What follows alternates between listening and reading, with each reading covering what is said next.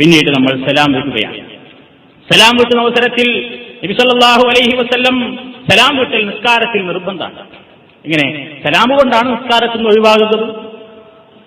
തുടക്കം തക്ബീർ കൊണ്ട് ഒഴിവാകലോ തസ്ലീം കൊണ്ടും സലാം പറയും. നബി സല്ലല്ലാഹു അലൈഹി വസല്ലം ആദ്യം വലതു ഭാഗത്തേക്ക് അസ്സലാമു അലൈക്കും വറഹ്മത്തുള്ളാഹി എന്ന് പറയും, പിന്നെ ഇടത് ഭാഗത്തേക്ക് അസ്സലാമു അലൈക്കും വറഹ്മത്തുള്ളാഹി എന്ന് പറയും.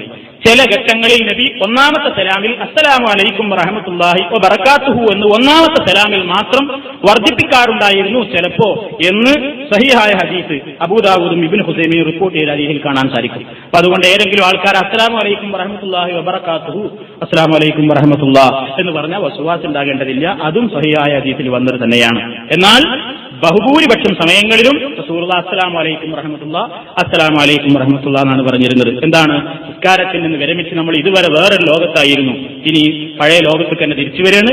നമ്മുടെ കൂടെയുള്ള ഇമാമ്, നമ്മുടെ കൂടെ നിസ്കരിക്കുന്ന ആൾക്കാർ, ലോകത്തുള്ള എല്ലാവരും നമ്മൾ അവർക്കൊക്കെ വേണ്ടി സലാം പറയും, അസ്സലാമു അലൈക്കും വറഹ്മത്തുള്ളാഹി. നമ്മളെ വലത്തുഭാഗത്തിരിക്കുന്നവർക്കും ഇടത്തുഭാഗത്തിരിക്കുന്നവർക്കും, ഇനി ആരുമില്ല നമ്മൾ ഒറ്റയ്ക്ക് നിസ്കരിക്കുകയാണെങ്കിൽ നമ്മുടെ കൂടെയുള്ള മലക്കുകൾക്ക് വേണ്ടിയും അസ്സലാമു അലൈക്കും വറഹ്മത്തുള്ളാഹി, നിങ്ങൾക്ക് അല്ലാഹുവിന്റെ രക്ഷയുണ്ടാവട്ടെ, അസ്സലാമു അലൈക്കും വറഹ്മത്തുള്ളാഹി ഇത് പറയുന്നതോടുകൂടി നമ്മൾ നിസ്കാരത്തിൽ നിന്ന് വിരമിക്കുകയാണ്.